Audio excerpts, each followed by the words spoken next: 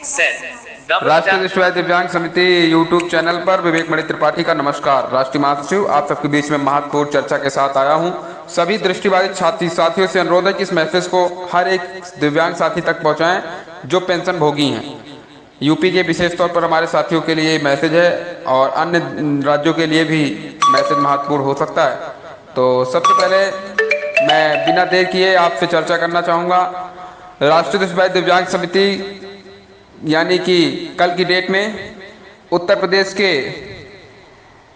दिव्यांग कल्याण अधिकारियों से संपर्क हमने किया। वहां के कई अधिकारियों से हमारी वार्ता होने के पश्चात कल हमारी दिव्यांग कल्याण मंत्री के सलाहकार से फोन पर काफ़ी देर वार्ता हुई और उनसे जानकारी प्राप्त करने के बाद यह जानकारी मिली है कि जो दिव्यांगजनों की पेंशन रुकी हुई है उसका मूल कारण है कि इस बार उत्तर प्रदेश सरकार द्वारा एक नया नियम लगा दिया गया है। नया नियम का मतलब यह है कि आपका राशन कार्ड अपडेट होना आवश्यक है।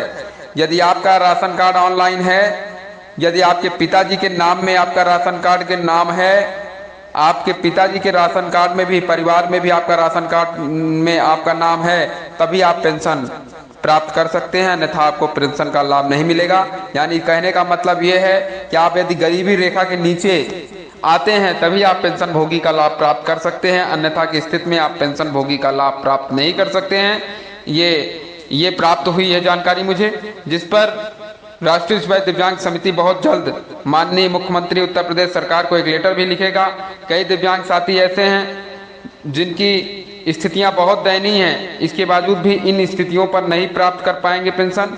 ये बहुत चिंता की बात है। अगर जो भी साथी जो गरीबी रेखा के नीचे आते हैं और राशन कार्ड उनका बना हुआ है तो आज ही अपना ऑनलाइन अपना राशन कार्ड कराकर अपने दिव्यांग कल्याण अधिकारी से संपर्क करें, विकास भवन जाकर, ताकि अपना राशन कार्ड अपडेट कराएं। उनकी पेंशन इस महीने 3 महीने की और अगले 3 महीने की टोटल 6 महीने की पेंशन सितंबर माह में उनकी जारी की जाएगी।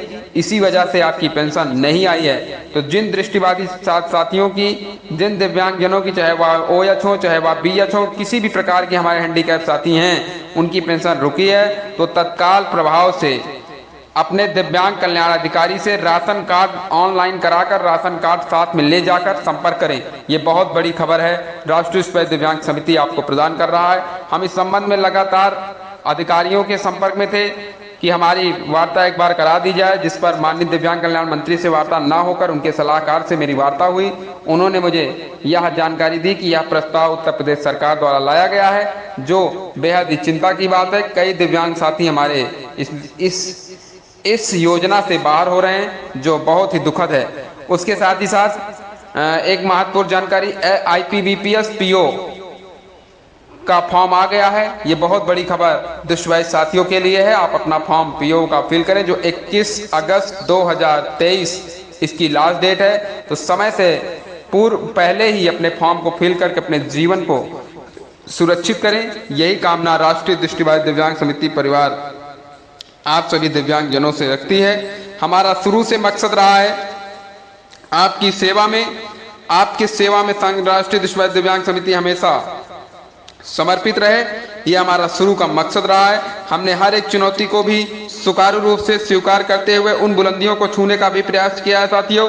किंतु कुछ ऐसे साथी हैं जो राष्ट्रीय दृष्टिबाधित दिव्यांग समिति केवल निंदा के सिवा उनको कुछ नहीं करना है, सिर्फ निंदा करते हैं। खैर, वो करते रहें, उनका काम है, पर हमारा कर्तव्य है, आप जितनी निंदा करोगे उतना ही हम आगे बढ़ेंगे। बहुत जल्द रेलवे भर्ती के संबंध में भी मैं, जितने भी हमारे साथी मेडिकल और वेरिफिकेशन के बाद ज्वाइनिंग नहीं प्राप्त कर पाए हैं, उनको बहाना बताया जा रहा है सरकार के द्वारा या अधिकारियों के द्वारा। सरकार तो ठीक है, अधिकारियों के द्वारा जो बहाना बताया जा रहा है, उनकी ज्वाइनिंग अभी तक नहीं हुई। इस संबंध में हम ब्लाइंड पर्सन एसोसिएशन के राष्ट्रीय अध्यक्ष से भी हमने कल वार्ता किया है, आदरणीय अनिल वर्मा जी से, जिस पर उन्होंने हमें हर एक संभव मदद करने का आश्वासन दिया है कि हम एक रैली के लिए तैयारी कर रहे हैं। तो बहुत जल्द आप सबके बीच में राष्ट्रीय दृष्टिबाधित दिव्यांग समिति, ब्लाइंड पर्सन एसोसिएशन, दोनों संगठन मिलकर एक आंदोलन के लिए आगे आएगा। और आप सभी साथियों से निवेदन है कि इस आंदोलन में पहुंचकर अपनी मांगों को उठाएं।